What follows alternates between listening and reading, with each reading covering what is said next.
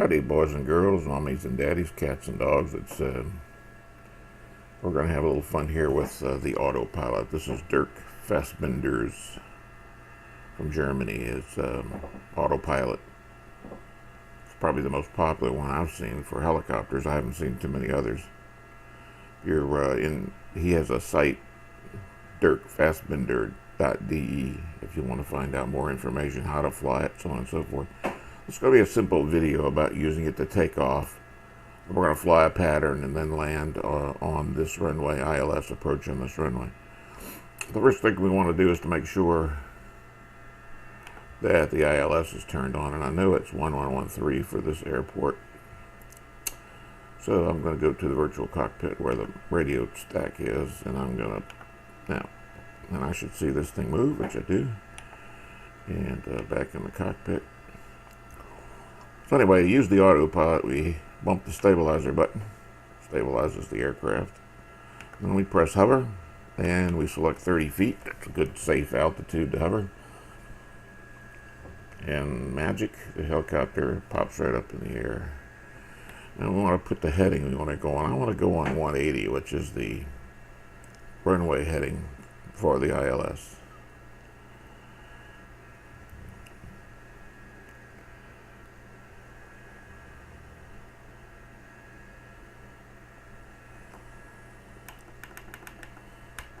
There we go. And I'm going to align the localizer here so we can see it when we go around. And then if you want to take off, all you have to do is just bump the F/TDN button. And it says that we're going up, and the heading is 180.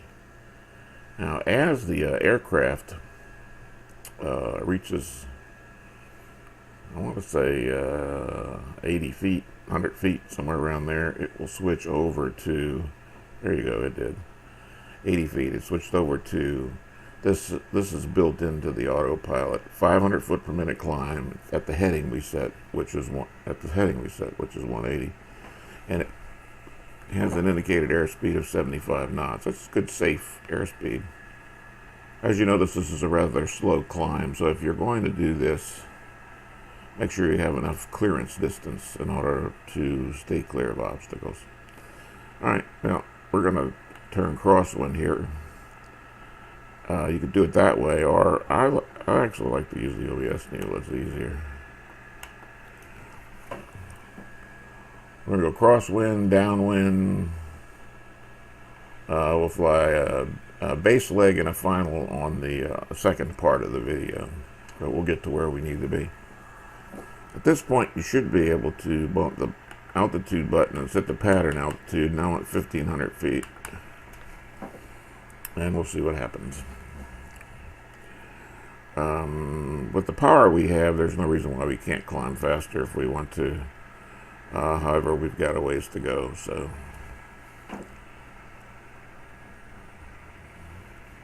We want to take a look at the virtual cockpit, we can.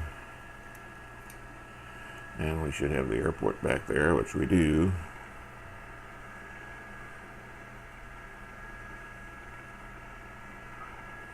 And let's go back to the cockpit view. I'm going to go out a little further here.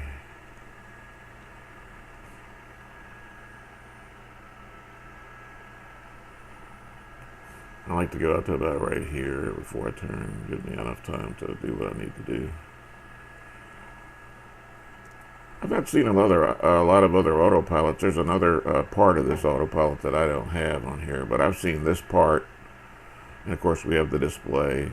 I've not seen other types of autopilot, so hats off to Dirk for his work in doing this to give us something to use.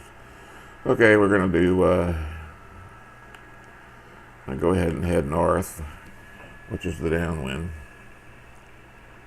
Now here's the goal on the downwind. As we fly the downwind, we want to fly out away from the runway enough where the glide slope comes up out of the bottom of the register and goes up toward the top. It gives us more opportunity to get a good localizer stabilization before we have to worry about the glide slope. So we're just going to fly along here, 1,500 feet. Yep, it picked up my 1,500 feet. And it's got a slight rise in the vertical speed indicator because it's trying to get right on 1,500 feet. And so we'll just fly like this for a little while. I'm going to upset the apple cart a little bit and show you that you can increase your speed. Well, I'm actually going to not mess up the thing here, but if you want to increase your speed, just turn off the indicated airspeed and then play with your collective. And so you get more pitch. And watch the airspeed go up. When it gets to what you want, bump the indicated airspeed again, and it will set it. The thing I hate about these videos, and I'm doing it here, is a lot of rumbling. But in this particular case, we have some time because we're trying to fly this guy. And I don't see the. Oh, there they go. They're starting to come up now. I was just about to say I didn't see the glide slope indicator even there, but it's coming up.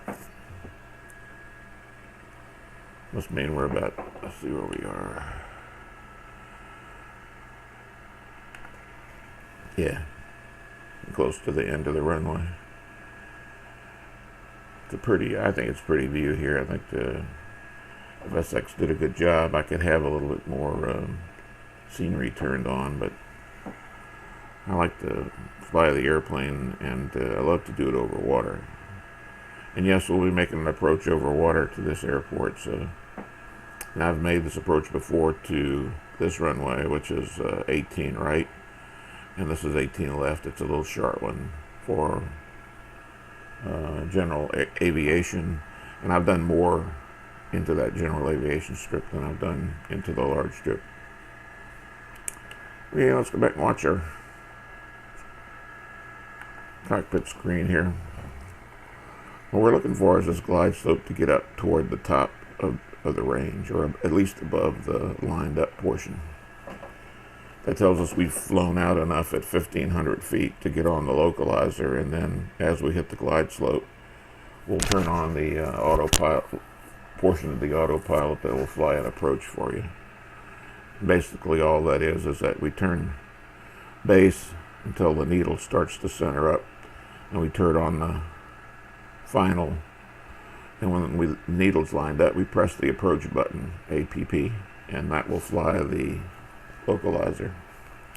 Then we fly in at straight and level until the glide slope comes down. When the glide slope gets down on the range of being close, we bump the glide slope button, and it will fly the airplane down to 80 feet above the ground.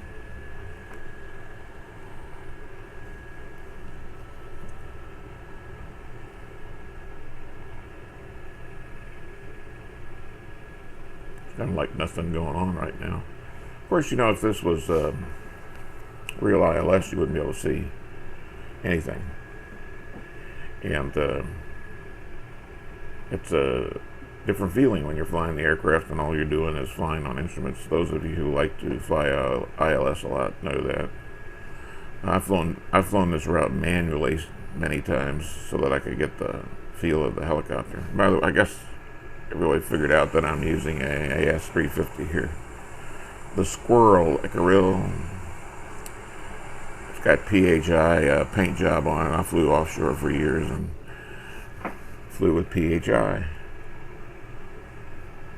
Also flew with Air Logistics, which is Bristow now, I understand. They're a very good company. But PHI was the company I spent most time flying with. I think you can see that our now that our glide slope indicator is starting to come up. Slowly it'll inch up. When it gets a notch above, or a little more above the place it's supposed to be, then we'll turn base. Now, if we were lined up with the runway and flying into the runway at this point, we'd be on the glide slope. But we're not on the localizer, so Those two instruments work different. The localizer is a VHF transmitter and the glide slope's a UHF transmitter, but they're linked together so that when you select them in the radio, they are linked, and they select the appropriate receiver for UHF to receive the glide slope. That's pretty close. A little bit more.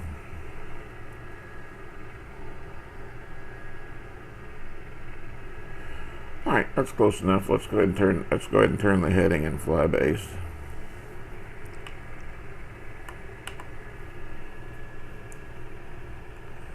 And as we establish base, I'm going to end this video, and I'll pick it up in part 2, where we actually fly the approach. We see another aircraft coming in there. Well, as Gomer Pyle says, surprise, surprise, surprise.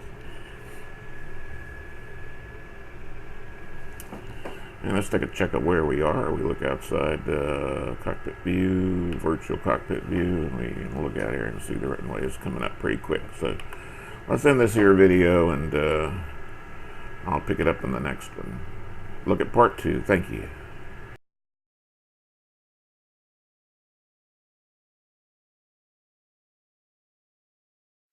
All right, we're flying to descend into New Orleans Airport, flying a pattern, and we're doing it in clear so you can kind of watch along as it goes.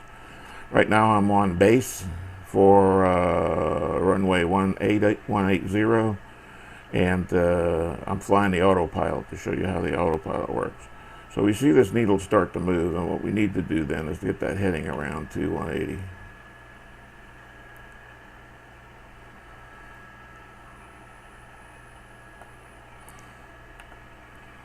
And hopefully we won't overfly it too much.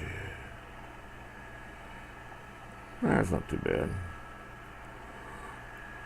So once you get on final close like this, you can bump the approach button, and the autopilot will fly the approach for you. And once this needle gets down, the glide slope gets down to where it should be, bump the ground speed button. I'm sorry, the glide slope button, and it'll fly the approach for you. So we can get this out of the way for now, and we can enjoy watching the approach that the autopilot flies. Very simple. Intercept the localizer, press the approach button, APP, and do it so that you're under the glide slope, and then fly level into the glide slope, and then bump the glide slope button, and then it'll follow all the way down.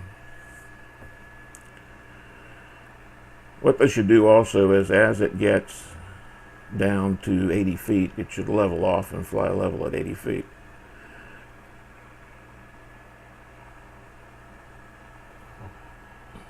And we have an indicated airspeed of 79 knots, which is fine.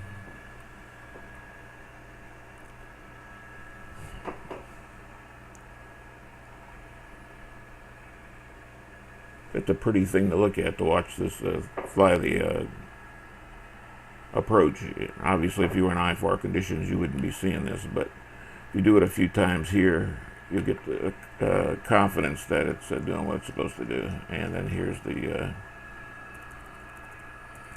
virtual cockpit view. If you like to fly the virtual cockpit, I don't. It's kind of makes me think about flying a toy helicopter rather than a real one.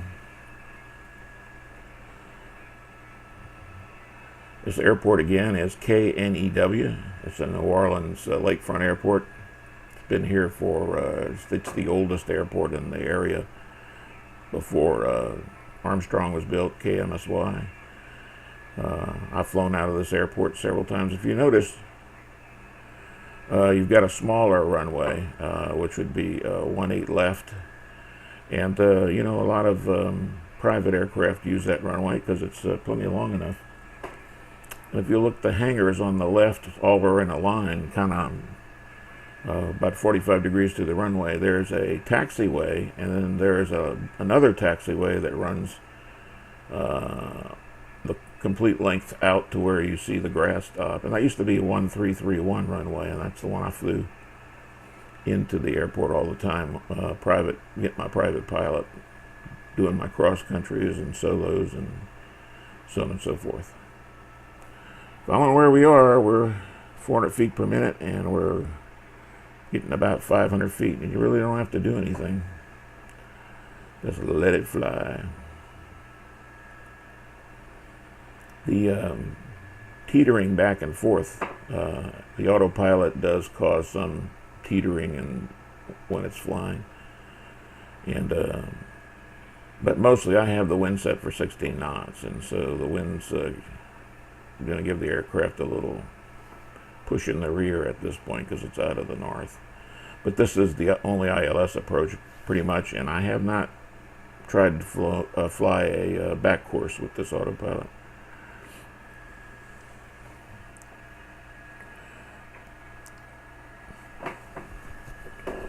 So I'll make sure my flight controls are ready to take over the aircraft as we go down, down, down, down, down. And when we hit 80 feet, we should level off.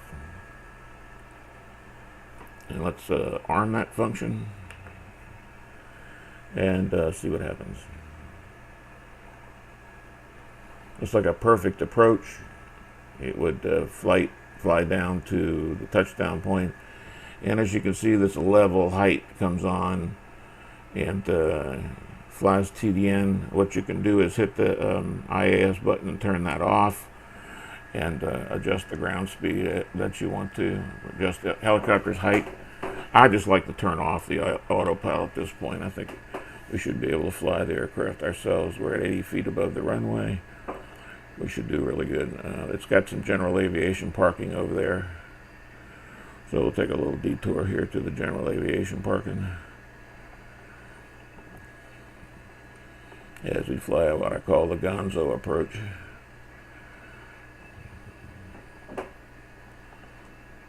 And we'll Gonzo into the strip here.